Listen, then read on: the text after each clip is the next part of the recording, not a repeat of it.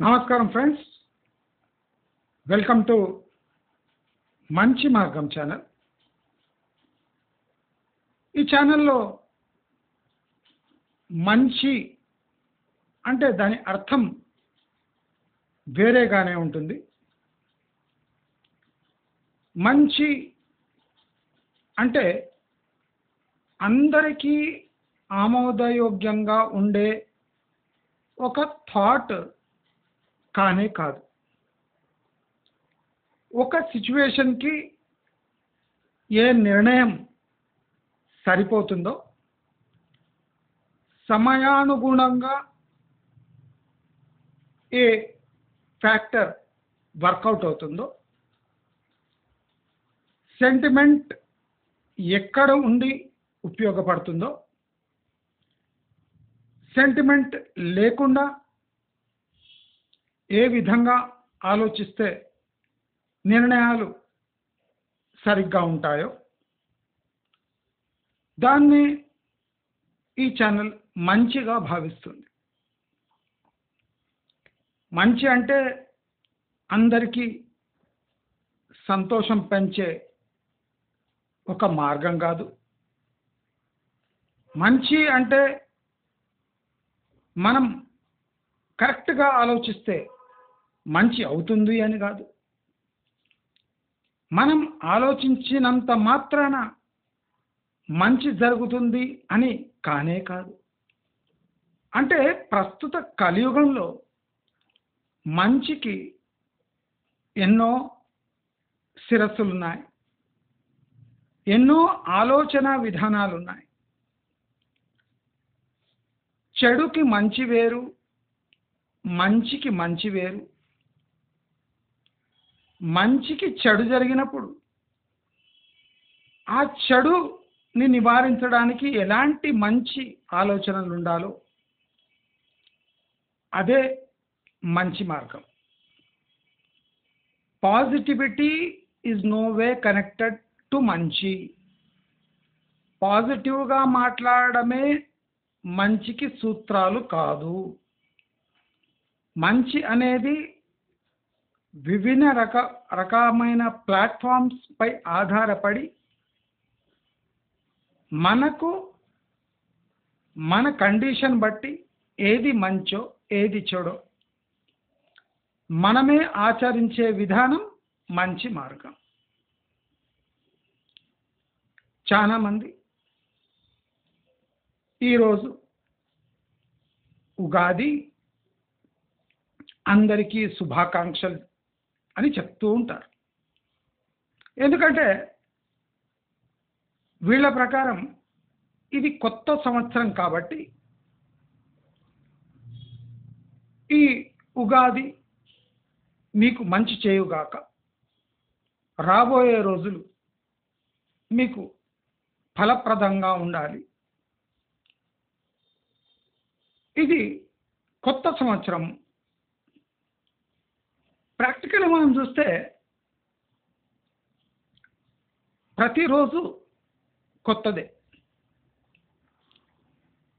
కొత్త సంవత్సరం మనము 1 జనవరి నుంచి జనరల్లీ స్టార్ట్ చేస్తున్నాం. ట్యాక్స్ పేయర్స్కి, ట్యాక్స్తో సంబంధం ఉన్న వాళ్లకు మార్చ్ ఆఖరి తేదీ తర్వాత అది కొత్త సంవత్సరం. ఇక పంచాంగాలు, ఈ హిందూ క్యాలెండర్ చూసే వాళ్లకు ఉగాది కొత్త సంవత్సరం. నార్త్ ఇండియన్స్కి కొత్త సంవత్సరం వేరే. అంటే ఇది మనం ఆలోచిస్తే అసలు కొత్త అనే దానికి పర్యావచనం అంటే దానికి ఇన్నర్ హిడెన్ మీనింగ్ ఏమి?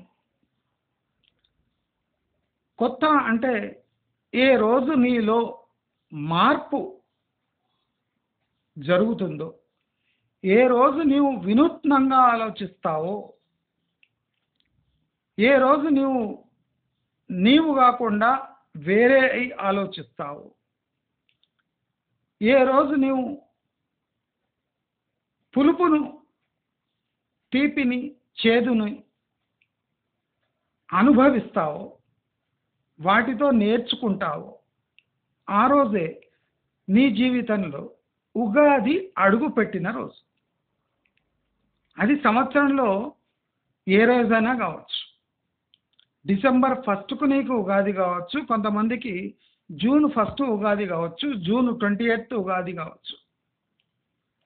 ఉగాది అంటే నీలో కొత్తదనం, నీలో మంచి, నీ అనుభవంలో నుంచి నేర్చుకునేదే ఆ రోజే ఉగాది. షడ్రుచులు తినడము, బూరెలు గారెలు తినడము, పచ్చడి నోట్లేసుకోవడము, ఇది ఉగాది కానే కాదు. అదొక తంతు. నీవు ఊహించుకుంటున్న మంచి రోజు. కానీ ప్రస్తుత తరుణంలో మంచి కనబడటలేదు. మరి ఉగాది ప్రాముఖ్యత ఏముంటుంది? నువ్వు ఫాలో చేసేది జనవరి 1 బ్రిటిష్ క్యాలెండర్ లేదా వెస్టర్న్ క్యాలెండర్. నీవు పచ్చడి తినేది మాత్రం ఈరోజు పచ్చడి. అంటే నీకు యు ఆర్ నాట్ ష్యూర్, అంటే ఏది నీకు కొత్తదనంగా అనిపిస్తుంది అన్నది, ఎప్పుడు నీలో కొత్తదనం మార్పులు వస్తాయి అనేది నీకే తెలియదు. అందుకోసము ఒక సంవత్సరంలో 365 రోజులు సుమారుగా ఉంటే, ఏ రోజు నీలో కొత్తదనం, కొత్త విప్లవం, కొత్త మార్పు వస్తుందో అదే నీ జీవితంలో ఉగాది రోజు. కనుక నేను స్పెషల్గా అందరికీ ఉగాది శుభాకాంక్షలు చెప్పదలుచుకోలేదు. అంటే దీంట్లో కూడా పెసిమిజం అంటే ఇది నిజం, ఫేక్గా చెప్పొచ్చు. మీ అందరు సబ్స్క్రైబర్ కనుక మీ జీవితంలో అంత కొత్తదనం, అంత మంచిగా కావాలి, ఈ ఉగాది పచ్చడి వల్ల మీలో అన్ని షడ్రుచులు తెలిసి అన్ని బేకారు డైలాగులు కొట్టచ్చు, గంపెడు కొట్టచ్చు. ఎందుకంటే మీరు సబ్స్క్రైబర్ కనుక మీకు సంతోషం కలగాలి కనుక అన్ని పచ్చి అబద్ధాలు చెప్పొచ్చు. కానీ ఉగాది రోజే పచ్చి అబద్ధాలు చెప్పేది నాకు అవసరం లేదు, నేను చేయను. షడ్రుచులకు ఈ ఉగాదికి ఏ సంబంధం లేదు.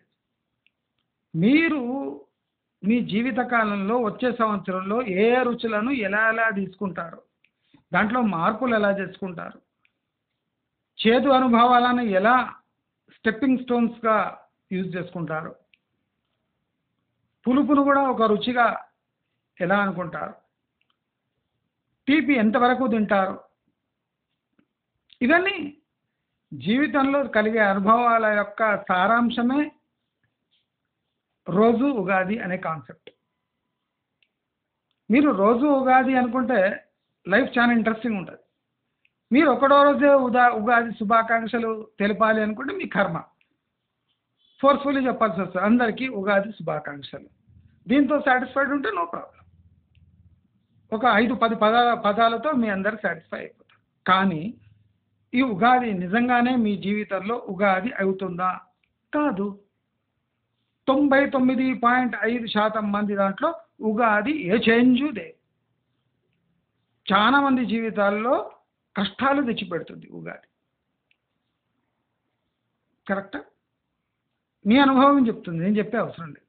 రాబోయే రోజులు కష్టంగా మారుతున్నాయి, ఇది నిజం. ఒక్కరోజు ఉగాది మీ జీవితాన్ని ఏం చేస్తుంది? ఏం చేయలేదు. రోజు ఉగాది జీవితంలో మార్పు తేవచ్చు. ఒక్కరోజు ఉగాది తంతు. అర్థమైందా? సో మీ అందరూ రోజు ఉగాదిగా భావిస్తూ, అంటే రోజు పచ్చడి తినాలని కాదు, అట్లా ఊహించుకుంటూ, చేదు తీపి ఒగురు అవి ఎప్పుడు వస్తాయో జీవితాల్లో తెలియదు కనుక ప్రతిరోజు ఉగాది ఉంటుంది మీ జీవితంలో అని మీ అందరినీ, అంటే మీ జీవితాలు అలా ఉండాలి అని కోరుకుంటూ, దేవుడు మీలో సహనం నింపాలి. రాబోయే రోజులు కష్టంతో కూడుకున్నది ఉంటుంది కాబట్టి మీలో సహనం నింపాలి. మీకు మంచి రోజులు రావాలి అని కాదు, అవి నేను చెప్పినా రావు, నేను వద్దన్నా ఆగవు. కనుక మీకు సహనం ముఖ్యం. సహనంతో కూడిన చాకచక్యం మీ జీవితాల్లో రావాలి అని కోరుకుంటూ ఈ వీడియోని ముందుకు సాగిద్దాం. ప్రస్తుత తరుణంలో ఒక ఇన్వెస్ట్మెంట్ దాని ప్రకృతి లాస్ట్ 2 ఇయర్స్లో తీవ్రంగా మారిపోయింది. మీరు గమనించినా గమనించకపోయినా దాని తీరుతన్నలు మారిపోయినాయి. ఒక ఇన్వెస్ట్మెంట్ అనే దాని ఒక మీనింగ్ న్యూక్లియస్ మారిపోయింది, దాని కోర్ మారిపోయింది, దాని ఎసెన్స్ మారిపోయింది. కానీ సొసైటీ అంటే దాన్ని పట్టించుకోకుండా ముందుకు పోతుంది. ఇన్వెస్ట్మెంట్ అనేది పాత ప్రిన్సిపల్స్తోనే కొనసాగుతుంది అని మీరందరూ భావిస్తూ ఉన్నారు, దాంట్లోనే తేల్లాడుతూ ఉన్నారు. కానీ ఇన్వెస్ట్మెంట్ అనేది చాలా వినూత్నంగా మారింది. ప్రతి ఒక్కరూ చాకచక్యంతో వ్యవహరించాలి. ఈ చాకచక్యము ఇన్వెస్ట్మెంట్కి అవసరమా అంటే అవసరం. స్ట్రాటజిక్ థింకింగ్ ఎప్పుడు ఉంటుందో అప్పుడు రిస్క్ టేకింగ్ ఎబిలిటీస్ ఒక మనిషిలో డెవలప్ అవుతాయి. ఈ స్ట్రాటజిక్ థింకింగ్ ఏంది, ఎట్లా తెలుస్తుంది? మనం స్ట్రాటజీతో పోతే అది సక్సెస్ అవుతుందా? స్ట్రాటజీ అంటే అది ఒక స్టేబుల్ థింకింగ్ మెథడ్ కానే కాదు. చాలా మటుకు స్ట్రాటజీ అంటే మనం ఒకసారి వ్యూహం రచించి దాన్ని విడిచిపెడితే అది ఆటోమేటిక్గా అవుకుంటూ పోతుంది, అవుతుంది అనేది మూర్ఖపు ఆలోచన. స్ట్రాటజీ అనేది ఇది టైం బౌండే కానీ టైంతో పాటు మారాల్సిన ఒక వ్యూహం యొక్క పద్ధతి. దాన్నే స్ట్రాటజీ అంటారు. స్ట్రాటజీ అంటే వ్యూహమే, కానీ వ్యూహంలో ఎప్పుడూ మార్పులు జరిగే వ్యూహమే ఈ మోడర్న్ స్ట్రాటజిక్ థింకింగ్. అయితే ఈ స్ట్రాటజీకి థింకింగ్కి ఏమైనా పోలికలు ఉన్నాయా? స్ట్రాటజీ ఎలా ఏర్పడుతుంది అంటే స్ట్రాటజీ థింకింగ్ వల్ల ఏర్పడుతుంది. మరి థింక్ చేయాలి అంటే ఏం చేయాలి? ఏవి ప్రేరేపిస్తాయి? ఆలోచించే విధానాన్ని ఏవి ప్రేరేపిస్తాయి? అది ముఖ్యం. మీరు ఆలోచించాలి అంటే ఏదో విషయం మిమ్మల్ని ప్రేరేపించాలి. ఆ ప్రేరేపించే విషయాలేమి అంటే మొదటిది ఆదాయం. ఆదాయం సమకూరుతుందా లేదా? మరి ఈ ఆదాయం పెరిగే మార్గాలు, ఆదాయం పెరిగే మార్గాలు, ఇక్కడనే రిస్క్ వస్తుంది. ఆదాయం వరకు సరిగ్గా ఉంది, ఆదాయం పెరిగే మార్గాలు అనగానే అక్కడ రిస్క్ వచ్చేస్తుంది. పెరిగే కన్నా ముందే రిస్క్ వచ్చి కూర్చుంటుంది. అయితే చాలామంది అందరికీ ఒకే ఇన్వెస్ట్మెంట్ స్ట్రాటజీస్ చెప్తుంటారు. Real estate investment, stock investments, fixed deposits, gold investments, mutual fund investments, chit investments, small saving investments, ఇలా రకరకాలుగా ఒక 7-8 మెథడ్స్ ఉంటాయి. అవి అందరికీ రుద్దుతూ ఉంటారు. అది ఈ మోడర్న్ ఎరాలో ఒక రాంగ్ మెథడ్. సేవింగ్స్ ఒక మనిషి రిస్క్ టేకింగ్ ఎబిలిటీస్ పై ఆధారపడి ఉంటుంది అని చెప్తుంటారు. అసలు రిస్క్ కంట్రోల్లో ఉంటే రిస్క్ టేకింగ్ ఎబిలిటీ అనేది ఒక డెవలప్ అవుతుంది. ఆ రిస్క్ అన్నోన్ రిస్క్స్, సడన్గా మారుతున్న ఎన్వైర్న్మెంట్, సడన్గా మారుతున్న మాడ్యూల్స్, సడన్గా మారుతున్న ఒక ఆదాయపు వనరులు, సడన్గా మాయమవుతున్న కొన్ని ఆదాయపు వనరులు,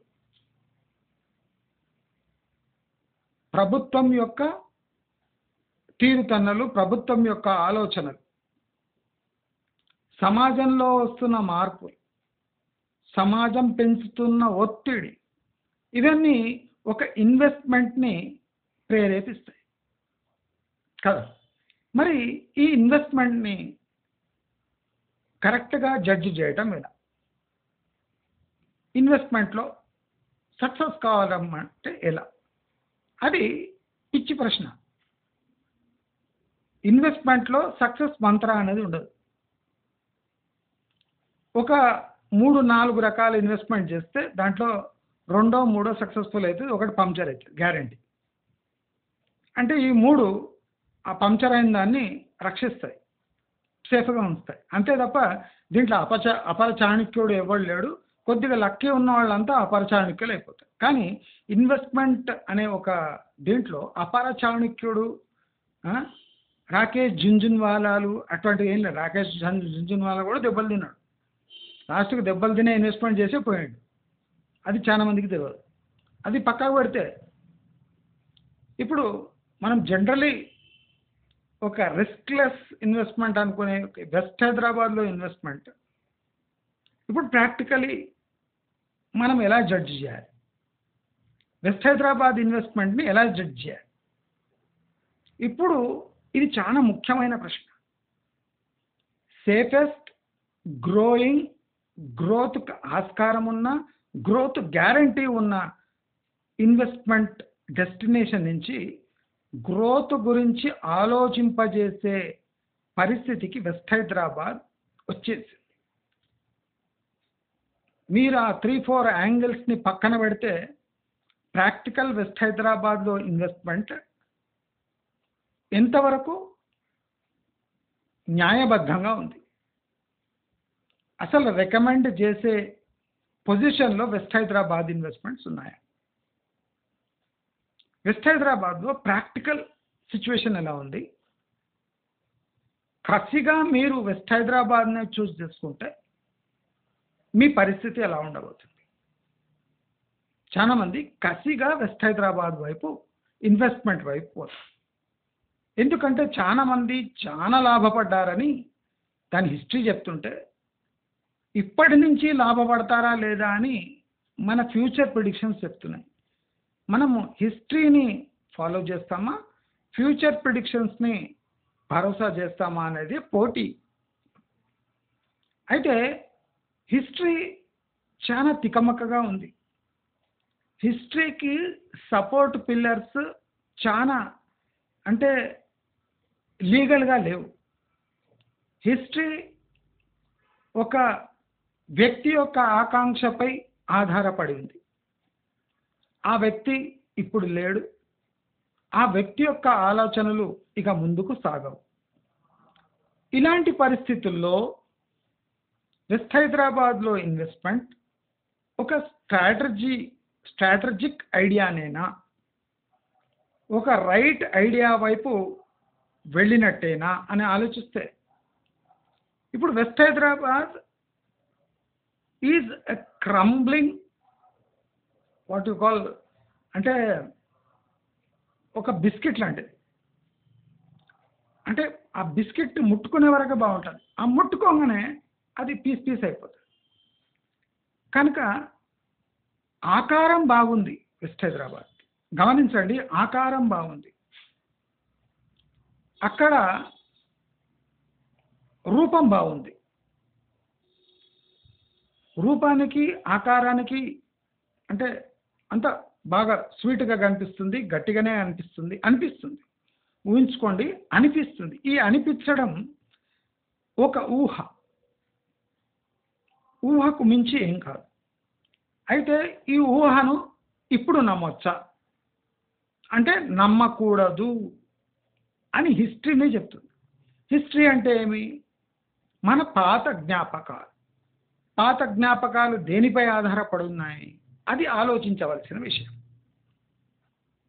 వెస్ట్ హైదరాబాద్ గత 9 ఏళ్లుగా కలిగించిన జ్ఞాపకాలు అవి కొనసాగుతాయా? కొనసాగే ఆస్కారమే లేదు. Black and white. అలా ఎందుకు జరిగింది? వెస్ట్ హైదరాబాద్ పరిస్థితి ఇలా ఎందుకయింది? మరి ఈ హిస్టరీ వెస్ట్ హైదరాబాద్ని ఎందుకు కాపాడతలేదు అంటే ఫ్యూచర్ వెస్ట్ హైదరాబాద్ డెస్టినీని రూల్ చేస్తుంది. ఫ్యూచర్ వెస్ట్ హైదరాబాద్ డెస్టినీని రూల్ చేస్తుంది అంటే అని అడగవచ్చు. అంటే ఇప్పుడు వెస్ట్ హైదరాబాద్ ఇంటర్నల్ ఫీచర్స్ కన్నా హైదరాబాద్లో ఎక్స్టర్నల్ మ్యాక్రో ఫీచర్స్ ఎలా ఉన్నాయి అనేది ముఖ్యం ఇన్వెస్ట్మెంట్కి. హైదరాబాద్ దేనిపై ఆధారపడి ఉందో, అంటే ఏది మెయిన్ ఇండస్ట్రీనో, అంటే ఫార్మా ఇప్పుడు అమెరికన్ శాంక్షన్స్ వల్ల బాగా దెబ్బతినే సూచనలు ఉన్నాయి. అంటే హైదరాబాద్ ఇండస్ట్రియల్గా ఇండస్ట్రీపై బాగా గర్వపడుతుందో ఆ గర్వపడే ఇండస్ట్రీకి ఇప్పుడు గడ్డుకాలం ఏర్పడుతుంది. మనకందరికీ తెలుసు అమెరికన్ శాంక్షన్స్ వల్ల కొన్ని ఇండస్ట్రీస్, అంటే మనము ఎక్స్పోర్ట్ ఏ మార్కెట్కి చేస్తున్నామో ఆ మార్కెట్లో పడే టారిఫ్స్, ఆ టారిఫ్ వల్ల మనకు ఇంటర్నల్గా ఎన్ని రాయితీలున్నా, ఎన్ని ప్రోత్సాహకాలున్నా, టార్గెట్ మార్కెట్లో టారిఫ్స్ పెరిగాయి అంటే ఆ టారిఫ్స్కి అనుగుణంగా సేల్స్ ప్రైజెస్ ఉంటాయి. అంటే ఆ టారిఫ్ నిన్ను అన్కాంపిటేటివ్గా చేస్తుంది. అన్కాంపిటేటివ్గా అంటే దాన్ని న్యూట్రల్ చేయాలి అంటే ప్రైజెస్ రెడ్యూస్ చేయాలి. ప్రైజెస్ రెడ్యూస్ అవుతున్నాయంటే ప్రాఫిటబిలిటీ రెడ్యూస్ అవుతుంది. ప్రాఫిటబిలిటీ రెడ్యూస్ అవుతుందంటే నీ కంపెనీ ప్రాఫిట్స్ తారుమారైతాయి, నీ ఎగ్జిస్టెన్స్ తారుమారైతాయి, నీ బ్రాండ్ వాల్యూకున్న వాల్యూ ప్రీమియం తగ్గిపోతుంది. దానివల్ల ఒక ఇండస్ట్రీ సస్టైన్ కావడం కష్టం. అంటే మెయిన్ ఫార్మా ఇండస్ట్రీ రిస్క్లో పడిపోయింది. అంటే హైదరాబాద్ యొక్క ఇమేజ్ సన్నగా అయిపోయింది, అంటే పల్సగా అయిపోయింది. రెండోది ఐటీ ఇండస్ట్రీ. మీ అందరికీ తెలుసు ఏఐ రావటం వల్ల సూపర్ఫిషియల్ జాబ్స్, అంటే పై చేసే పనులన్నీ ఏఐ చక్కదిద్దుతుంది కనుక అంటే కోర్ జాబ్స్ తప్ప ఈ మ్యాక్రో లెవెల్ జాబ్స్ అన్నీ తీయడానికి పెద్ద companies already red slips, pink slips issue చేశాయి. వాళ్ళను పంపించే కార్యక్రమాలు ఉన్నాయి. అంటే దీని ఇంపాక్ట్ హైదరాబాద్పై తీవ్రంగా ఉంటుంది. అసలు ఏఐ సిటీ నిర్మించడము మూర్ఖత్వం. ఆ టెక్నాలజీ ఎప్పుడు ఎంప్లాయ్మెంట్ని ఎన్హాన్స్ చేయలేదు, ప్రొటెక్ట్ చేయలేదు. అలాంటి టెక్నాలజీ అంటే పాపులేషన్ బాగా ఉన్న కంట్రీస్కి ఈ ఏఐ టూల్స్ యూజ్ చేయడము ఆత్మహత్యా సదృశ్యం. అంటే ఈ ఏఐ ఇండస్ట్రీ డెవలప్ అయిందంటే లోకల్ ఏఐ ఇండస్ట్రీ డెవలప్ అయ్యి లోకల్ ప్రోడక్ట్స్ పై, లోకల్ సర్వీసెస్ పై ఎఫెక్ట్ చూపించినాయంటే మాస్ అన్ఎంప్లాయ్మెంట్ జనరేట్ అవుతుంది. అంటే ఒక కంట్రీకి, పాపులేషన్ ఎక్కువ ఉన్న కంట్రీకి మాస్ అన్ఎంప్లాయ్మెంట్ అనేది పొలిటికలీ, సోషలీ, ఎకనామికలీ పెద్ద చంపదెబ్బ లాంటిది. అలాంటి టూల్స్ని గవర్నమెంట్ ఎంకరేజ్ చేస్తుందంటే అది మూర్ఖత్వము. కానీ ఈ రెండు తప్ప వేరే ఇండస్ట్రీస్ బాగున్నాయా అంటే అవి మన కోర్ ఇండస్ట్రీ కాదు. అంటే తెలంగాణలో ఇది కోర్ ఇండస్ట్రీ కానే కాదు. ఇతర ఇండస్ట్రీకి ప్రాముఖ్యత లేదు. ఇక్కడ టెక్స్టైల్ ఇండస్ట్రీ లేదు, గార్మెంట్ ఫ్యాక్టరీస్ లేవు, ఎలక్ట్రానిక్ హబ్స్ లేవు, మాస్ ఎంప్లాయ్మెంట్ చేసే హెవీ మెషిన్ బిల్డింగ్ ఫ్యాక్టరీస్ లేవు, స్టీల్ ఫ్యాక్టరీస్ లేవు. అంటే మాస్ ఎంప్లాయ్మెంట్ క్రియేట్ చేయడానికి ఎలాంటి ప్లాట్ఫాము తెలంగాణలో లేదు. సో న్యాచురల్గా రిస్క్ పెరిగిపోయింది.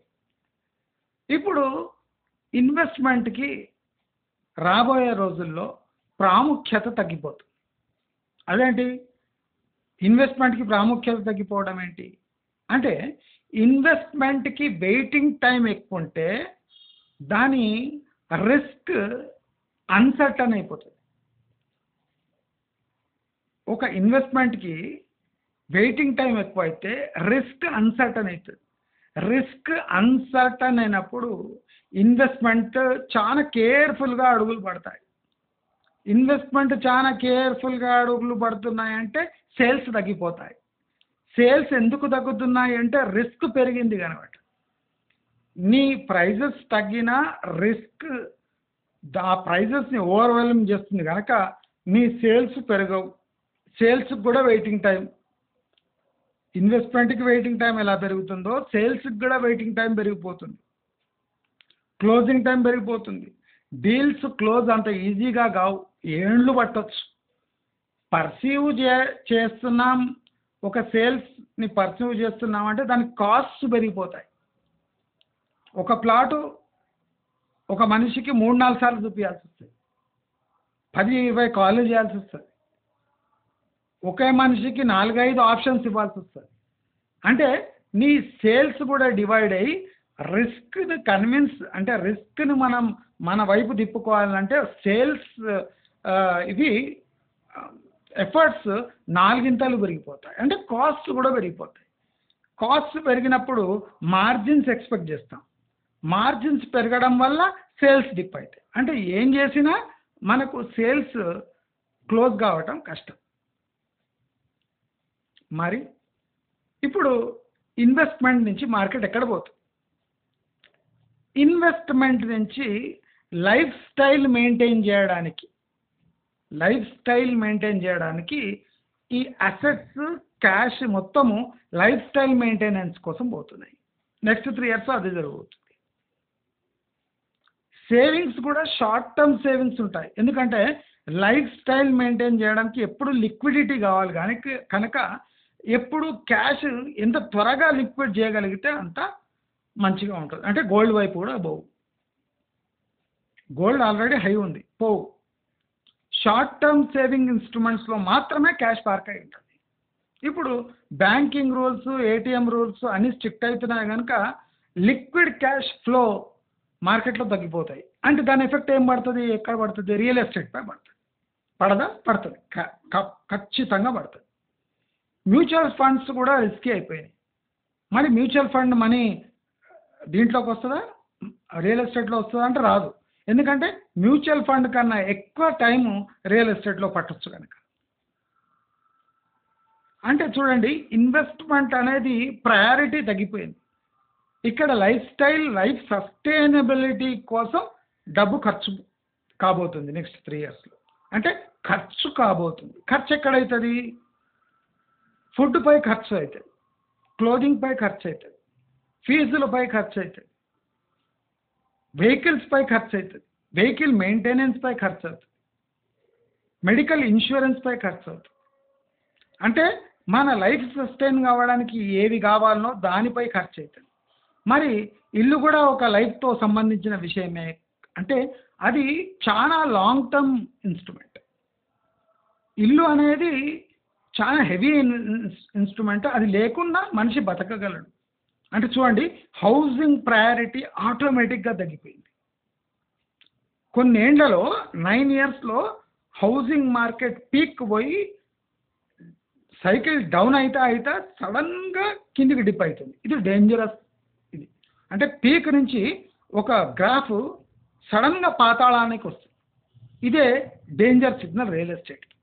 ఎవడు గమనించిండో వాడు ఎస్కేప్ అయిపోతాడు. నేను అనుకో చెప్పిన, మీరు వెస్ట్ హైదరాబాద్లో ఏమైనా ఉంటే ఒక 20% లాస్ వచ్చినా అమ్మేసుకోండి అని చెప్పిన. నేను ఆశామాషికి చెప్పలే. ఈ డిప్ భయంకరమైన డిప్. ఇది అంత తొందరగా తేరుకోదు, ఎందుకంటే కండిషన్స్ దాన్ని అలౌ చేయవు. కనుక ఒక ఇన్వెస్ట్మెంట్ అని గత 9 ఏళ్ళుగా అంటున్నాం.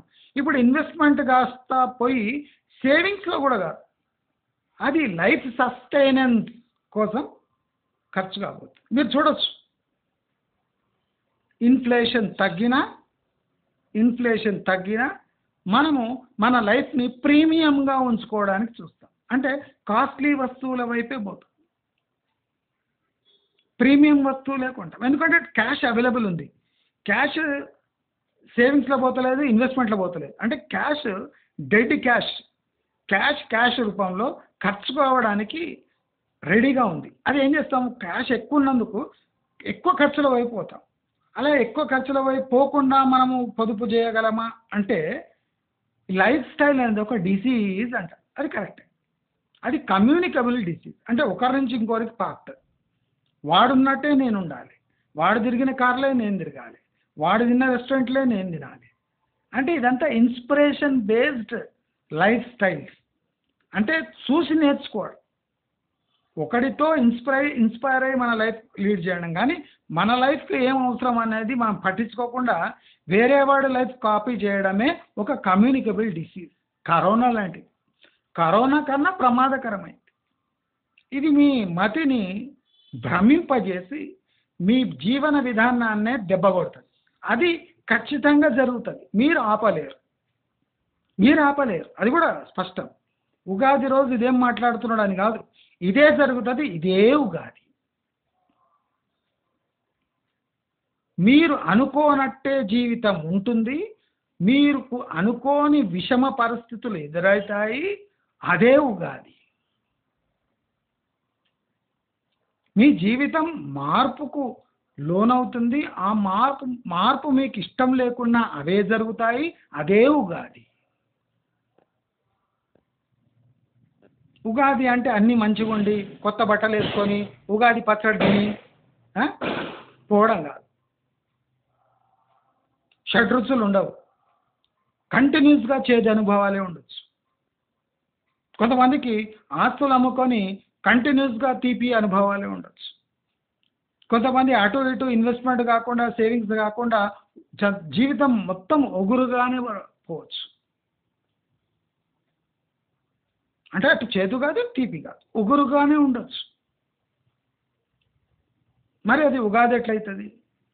కాదు, కానీ అదే ఉగాది. ఉగాది అంటే మీకు కలిగిన రుచిని మీరు ఎలా ఆస్వాదించి దాన్ని పాజిటివ్గా మార్చుకుంటారో, మీ స్కిల్ సెట్స్ని ఎలా యూజ్ చేసుకుంటారో అదే ఉగాది. పచ్చళ్ళు, బూరెలు, గారెలు, పులుసులు ఇవి ఉగాది కాదు, ఒకరోజు ఉగాది కాదు. పాతకాలంలో అయితే అదొక టైము, దానికో ఎన్వైర్న్మెంట్. ఇప్పుడు చూడండి, పూత ఒక నెల ముందే వచ్చి రాలిపోతుంది. క్లైమేట్ చేంజెస్ నుంచి మీరు వేప పూత చూడండి, ఒక నెల ముందే వచ్చేస్తుంది. ఉగాదికి ఫుల్ పూత ఉంటుంది కదా, ఇప్పుడు ఫుల్ పూత ఉంటలేదు, ఏదో 10లో ఒక 2 చెట్లకు పూత ఉంటుంది. 8 చెట్లకు పూత ఒక నెల ముందే వచ్చి వెళ్ళిపోతుంది, చెట్టుకు పూత లేదు. మరి ఉగాది మీరు వేప చెట్టు ముందు పోయి ఉగాది ఉగాది ఉగాది ఉగాది అంటే అది పూత ఇట్లా రాలుస్తుందా? రాల్చదు. పోవే, నేను ఎప్పుడో 10 నెల ముందే నాకు పూత వచ్చేసింది, రాలిపోయింది, పోయిరా అంటే ఇప్పుడు కాయలు అవుతున్నాయి. ఉగాదికి పూతయి ఒక 15-20 రోజుల తర్వాత కాయగా ఇప్పుడు కాయలు అవుతున్నాయి. ఉగాది ఎప్పుడో పోయింది, వేప చెట్టుకు ఉగాది అయిపోయింది. మనం పోయి ఇప్పుడు వేప చెట్టు ముందర నిలబడి ఉగాది ఉగాది వచ్చింది, పూత పూత రాలాలి అంటే రాలుతుందా? అయిపోయింది దాంట. అంటే ప్రకృతి చేంజెస్ వచ్చేసినాయి, మన డేట్స్లో చేంజెస్ రాలే. మనం అదే డేట్ ఖచ్చితంగా పట్టుకోవచ్చు. పూత వచ్చిన రోజే ఉగాది అనుకోం మనం, మనకు ఉగాది వచ్చిన రోజే పూత రావాలి.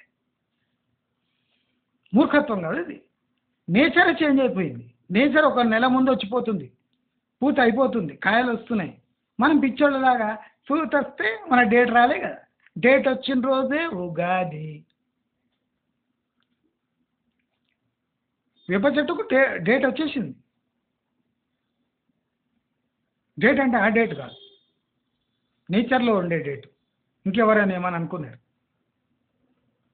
వేప చెట్టుకు నెల ముందే డేట్ వచ్చి అయిపోయింది, పూత అయిపోయింది, రాలిపోయింది, అంతా రోడ్డు పాలైపోయింది. మనం ఇప్పుడు పోయి చూస్తున్నాం వేప చెట్టు, నాకు ఉగాది వచ్చింది వేప, నాకు పూత ఎందుకు ఇస్తుంది అది పూత? అంటే నేచర్ని మనం అనుకరిస్తలేము. మనం ఒక డేట్లు పెట్టుకున్నాం, మనం ఒక ప్రిన్సిపల్స్ పెట్టుకున్నాం, సెట్ ఆఫ్ ప్రిన్సిపల్స్. మనం ఒక ఏరియా డిజిగ్నేట్ చేసినాం, మేము ఇక్కడనే ఇక్కడనే ఈ స్టైల్తోనే ఉంటాము, చచ్చినా మేము ఈ హోటల్లోనే సాటర్డే సండే ఎంజాయ్ చేస్తాము. అది నీ కర్మగా మారబోతుంది. అంటే నీ మొండి పట్టు పనికిరాదు, నీ మొండి ప్రిన్సిపల్స్ పనికిరావు, నీ ఊహలు పనికిరావు, నీ అడ్వైజెస్ పనికిరావు, నీ చదువు పనికిరాదు, నీ టైమింగు పనికిరాదు. అంటే ఉగాది అంటే అన్సర్టానిటీ, అనుభవాల్లో అన్సర్టానిటీ. నెగటివ్ మాట్లాడతలేను, పాజిటివ్గా చెప్తున్నా. ఇవే అయితే ఇంత పాజిటివిటీ చూడండి. నెగటివిటీ ఏమాత్రం లేదు. కర్మ ఇలా ఉండబోతుంది, అది స్పష్టం. మళ్ళీ ఏం చేయాలి? దానికి ప్రిపేర్ అయిపోవాలి. నెగటివ్ మాట్లాడుతున్నాను కాదు, ఇట్లా అయినప్పుడు ఇక నెగటివిటీ ఏముంది? అది పాజిటివ్. మనకు ముందే తెలిసిపోతుంది మన కర్మ ఇట్లా ఏడుస్తుందని మనం ముందే తెలిసిపోతుంది. ఉగాదితో మీ జీవితాల్లో మంచి ఏం కాదు, ఏం కాదు. సారీ, ఆ ఉగాది ఈ పంచాంగాలన్నీ అయిపోయినాయి. పని పంచాంగాలు ఎవరి ఇష్టం అంటే వాడు చదువుతాడు. కానీ వేప చెట్టు చూడండి, కరెక్ట్ పంచాంగం ఉంది. ఆ కోయిలో ఉంటుంది, అది వాన పడుతుంది అనగానే ఒక 2 రోజుల ముందే కుయ్ కుకు కుకు ఉంటుంది. అది కరెక్ట్ పంచాంగం చదువుతుంది. ఈ సన్నాసులకు పంచాంగం, ఇప్పుడు వెదర్ రిపోర్ట్ ఉంది, పుట్టినా అంటాడు, చూస్తాడు పైన బయట వచ్చి, జీతం ఇస్తుంది గవర్నమెంట్, ఏం చేయాలి? 1,00,000 రూపాయలు.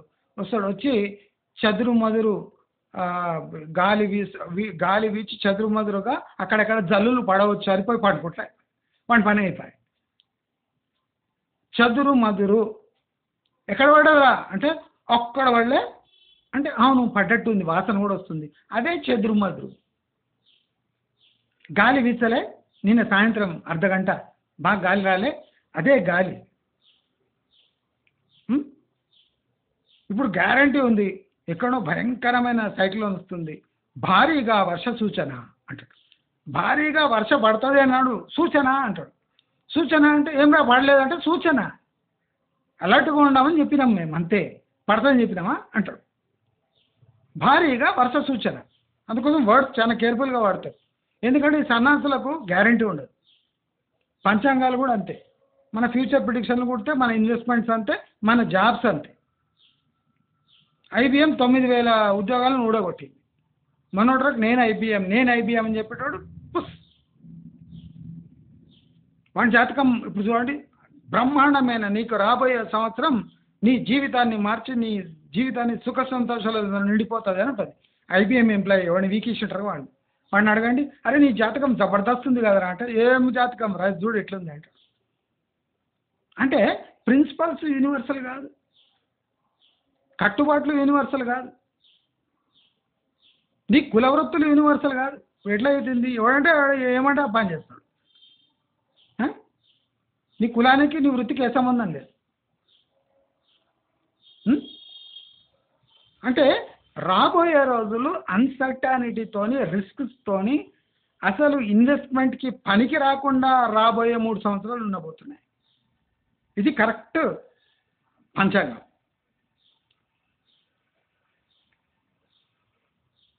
ఆర్గానిక్ పంచాంగం ఇది. ఇనార్గానిక్ అంటే ఇప్పుడు మనం చూస్తున్నాం కదా, మీకు బ్రహ్మాండంగా రాజయోగం వస్తుంది, ఇది ఇన్ఆర్గానిక్. ఆర్గానిక్ ఏమంటే మీకు బాగా రిస్క్స్ ఉన్నాయి, మీరు 3 years వరకు ఏది ఖచ్చితంగా ఇన్వెస్ట్ చేయలేరు, చేస్తే రిస్క్ ఎక్కువ ఉన్నాయి. మళ్ళీ చేయొచ్చా? చేయొచ్చు. ఎవరు చేయాలి? నింబలు ఉండాలి. అంటే ఒక్క స్ట్రాటజీ నుంచి ఇంకో స్ట్రాటజీకి అడ్వైజ్ ఎక్కువ తీసుకోకుండా మార్చేసేయాలి. ఆ చాకచక్యం ఉన్న వాళ్ళే చేయొచ్చు, మిగిలిన వాళ్ళు చేయలేరు. ఇదే ఉగాది. ఉగాది సందేశం అంటే ఇదే.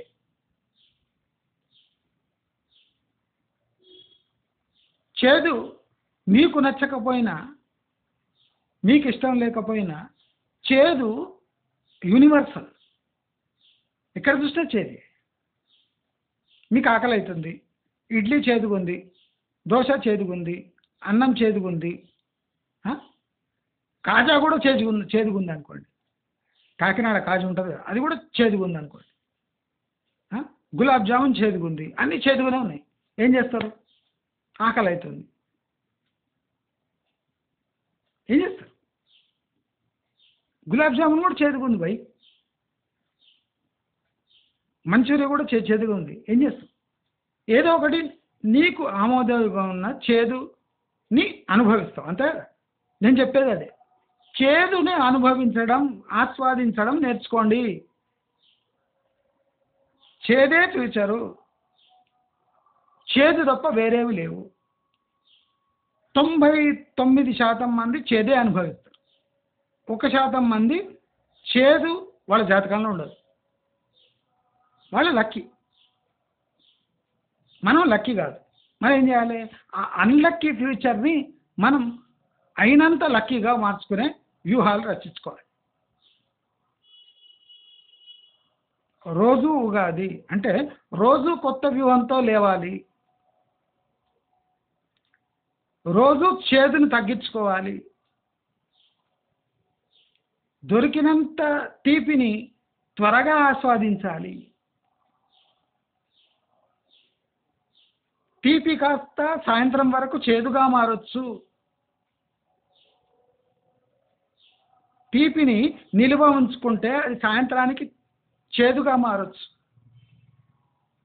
పొద్దున తీపి అనుభవం సాయంత్రానికి చేదు కావచ్చు. కనుక మనం ఏం చేయాలి? మనము ఎట్లొస్తుంటే ఆ ఫీచర్ని, ఆ ఫ్యూచర్ని మనము ఆస్వాదించుకుంటూ దాంట్లోనే మనకు తగిన, మనకు అనుకూలమైన విషయాలు వెతుక్కుంటూ జీవనం సాగించాలి. మీకు ఇష్టం లేని పదాలున్నా అవి ఎందుకోసం మనకు మన వైపు వస్తున్నాయని ఆలోచించండి. వెస్ట్ హైదరాబాద్ అనే మార్కెట్ తీపి జ్ఞాపకాలే మిగులుస్తుంది. అది చేదుగా మారిపోయింది. వెస్ట్ హైదరాబాద్ కన్నా ఒక కిసాన్ వికాస్ పత్ర రాబోయే 9 ఏళ్లలో అద్భుతమైన రిటర్న్ ఇస్తుంది. West Hyderabad market negative return ఇస్తుంది. హిస్టరీని పట్టించుకోకుండా ఫ్యూచర్ గురించి ప్రాక్టికల్గా ఆలోచించే వాడిదే ఫ్యూచర్ అని తెలియజేసుకుంటూ, బహుశా మీ జీవితాలు ఈ సంవత్సరం బాగుంటాయి అని దేవుణ్ణి ప్రార్థిస్తూ, సబ్స్క్రైబర్స్ తెలివితో, చాకచక్యంతో, అంటే విరామం లేకన్న కృషితో బయటపడతారు. ఈ సంవత్సరాన్ని గట్టెక్కిస్తారు అని కోరుకుంటూ నమస్కారం.